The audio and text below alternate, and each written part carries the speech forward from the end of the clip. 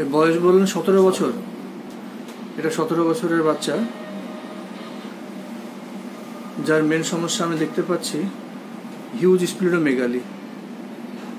পেটটা ভীষণভাবে বেড়ে গিয়েছে, স্প্লিনটাও বেশ বড় হয়ে গিয়েছে। আর ইউএসজি করে যারা ধরা পড়েছে হেপাটোস্প্লিনোমেগালি,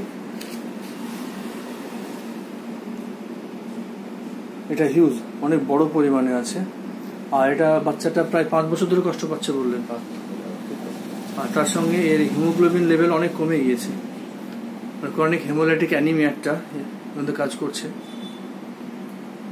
হিমোগ্লোবিন লেভেল 4-এ চলে গিয়েছিল, তারপর ব্লাড ট্রান্সফিউশন করার পরে এখন বর্তমানে 10+। মাসে 2 বার রক্ত দিতে হতো বাচ্চাকে। তো এই তার সঙ্গে প্যালপিটেশন, পেন, হাইপোকন্ড্রিক রিজিয়ন এইগুলো আছে।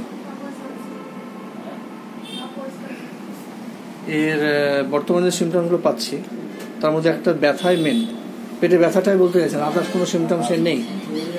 কিন্তু আগে সমস্যার মধ্যে ছিল নাক দিয়ে রক্ত আসতো, মাথা ব্যথা মাঝে মাঝে হয়। এখন ব্যথাটা কোন জায়গায় হয় বাবা? হাত দিয়ে ওই জায়গায়। আচ্ছা, স্প্লিনিক রিজিয়ন না, যাওয়া কথা ব্যথা। এই ফ্যামিলি হিস্ট্রিতে কিছু পাওয়া যাচ্ছে না, তাই 5-6টা ইম্যাচিউর বেবি ডেলিভার হয়েছিল। আচ্ছা, এর জেনারেটের মধ্যে পাচ্ছি আমি অ্যাপেটাইট পুর, খিদে নেই মোটেও,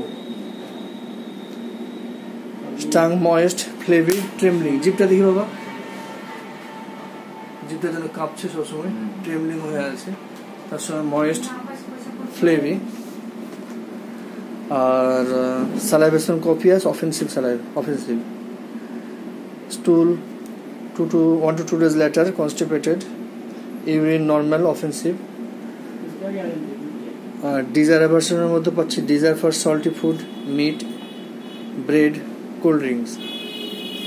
অ্যাভারশন সুইটস একটা অ্যাভারশন আছে। থার্মাল রিয়াকশনস, ও বললে শীতটাও যেমন কষ্ট পায়, গরমেও তেমনই কষ্ট পায় ও। তার সঙ্গে বললেন যে ঘামটাও খুব বেশি আছে, আর ঘামের দুর্গন্ধও আছে, এই তো। Fear of darkness, fear of ghost, এগুলো। তো এই যে সিমটম যেগুলো পাচ্ছি আমরা, যে tongue flabby, moist,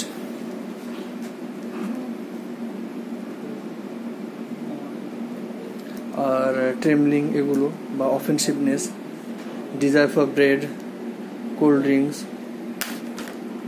R desire for salty food, meat, এইগুলো বেশ করে ওকে কুইকসিলভার প্রেসক্রাইব করা হলো।